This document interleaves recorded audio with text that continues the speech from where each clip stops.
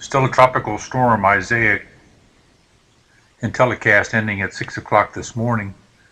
We show again the move to the north of this storm.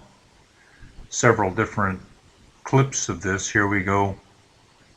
Slower motion of the same clip. A jet to the north and a continuation.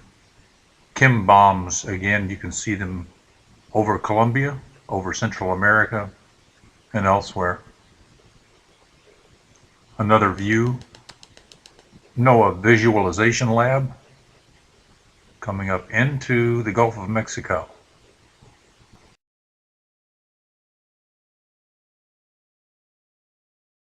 Here's the IntelliCast tropical view from this morning.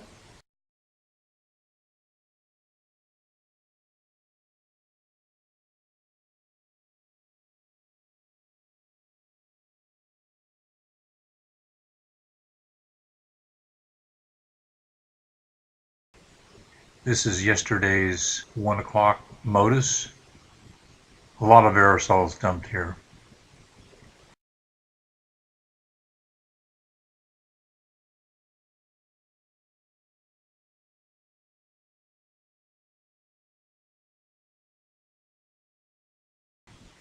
Here's the Atlantic view.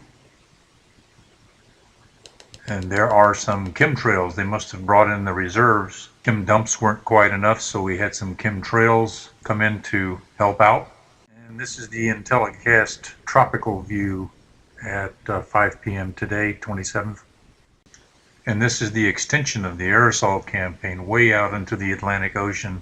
Just wanted to show you that.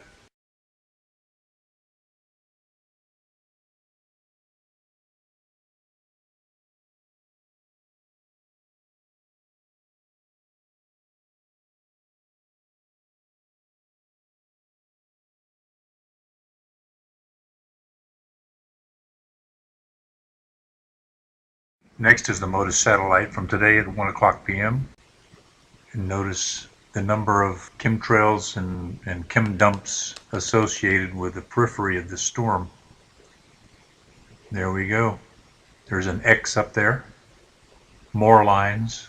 There are lines that you can't see because it's overlaid with so much of the dumps that it's indistinguishable.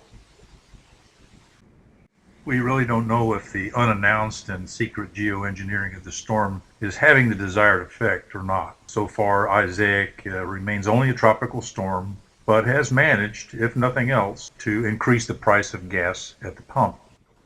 One thing we know from watching Why in the World Are They Spraying is that the Chicago Climate Exchange produces winners and losers in the future prices of food and other commodities.